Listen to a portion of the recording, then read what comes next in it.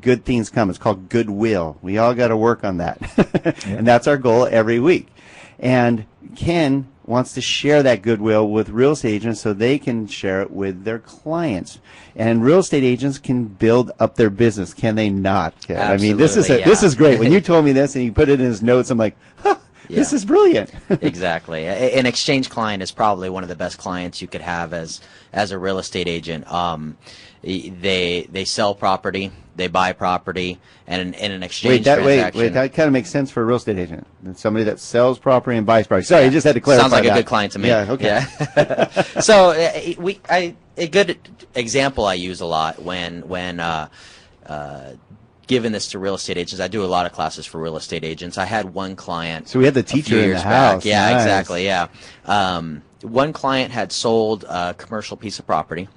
We spoke about like kind earlier in the show, and he wanted to scoop up a lot of REO properties. Smart right now. Yeah, exactly. So considering we are at the bottom of the market right now, I mean, come on. Yeah, so he sold a couple $1 million commercial property and scooped up multiple REO properties for $250,000, $300,000. So he bought like 9 or he ended up being like 10 transactions. The same real estate agent represented him on all the transactions. Yeah, I got one word for you. Ka-ching. Yeah. And that has to happen within a 6-month period because there's time frames when doing an exchange.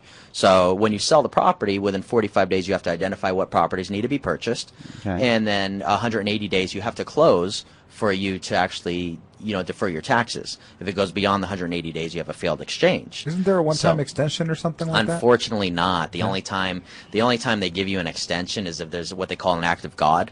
Like the only times the IRS has issued extensions in our area were like California wildfires. Okay. And they issue like a 120-day extension.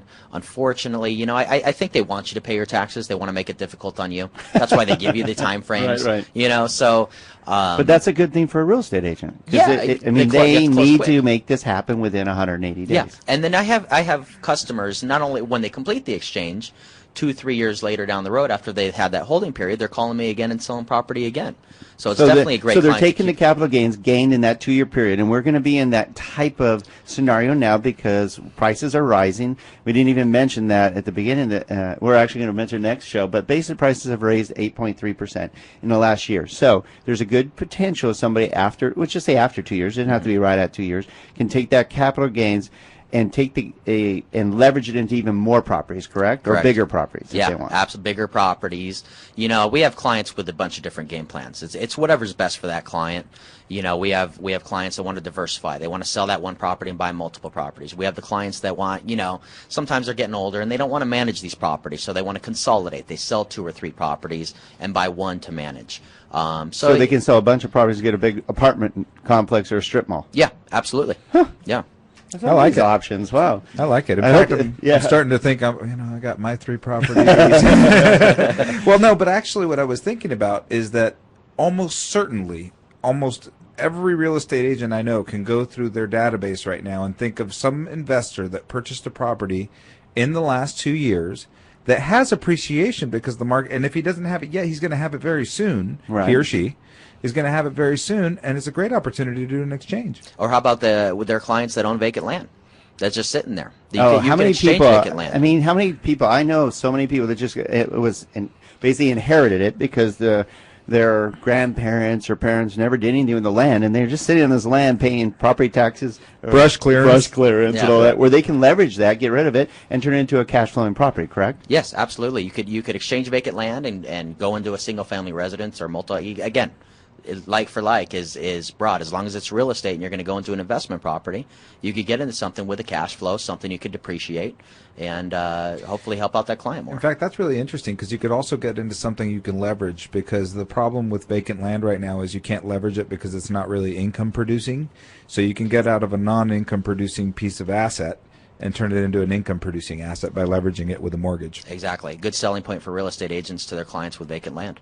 I hope you're listening to that out there. Ken Harris with First Exchange Company, First American Exchange Company, who's been doing this forever. I mean, he's the man. He teaches the classes. And what's the best way to get a hold of you? You can call me, email me, get a hold of you to get a hold of me. There you go. Either way, my phone number, they could always reach my cell, which is 818 307-0085. We have a website, which is firstexchange.com. Which gives you much more information. I mean, there's so much that, I do this. I could give a 3-hour class on what to do. So I know you're like, how do I put that into surface. a half hour exactly. or so? Yeah, we've just touched the surface. So there's much more to know. Don't ever think a deal is dead. You can't exchange it because you have to close on the replacement property first, or there's seller carryback financing. There's reverses you can do, which we can't. Unfortunately, we can't really get into that. We don't have much time, but there is ways to work around this stuff if they work with an expert like Ken. Yeah, tell them to call me. I mean, we'll go through their options. That's what I'm here for, and I don't expect them to remember everything or know everything. Just give me a call, and I'll help them through the transaction. Wow, great information, Ken, and a good job of compacting 3 hours worth of information to give you out there at least an idea what a 1031 exchange is. Give real estate agents an idea of how to build consistent income, consistent clients, while helping them leverage their assets, which is always what we're looking to do on the show every week. So thank you for being part of the show, Ken. Great job. No problem. Thank you for having me. Oh, we'll have you back for sure. Good. This is a great topic, and hopefully if you want to find out more, you can go to our website at donandgino.com. All their shows are on there. If you click on the Listen Live, you can listen to our YouTube channels, the highlights, all kinds of great information. Thank you, Ken.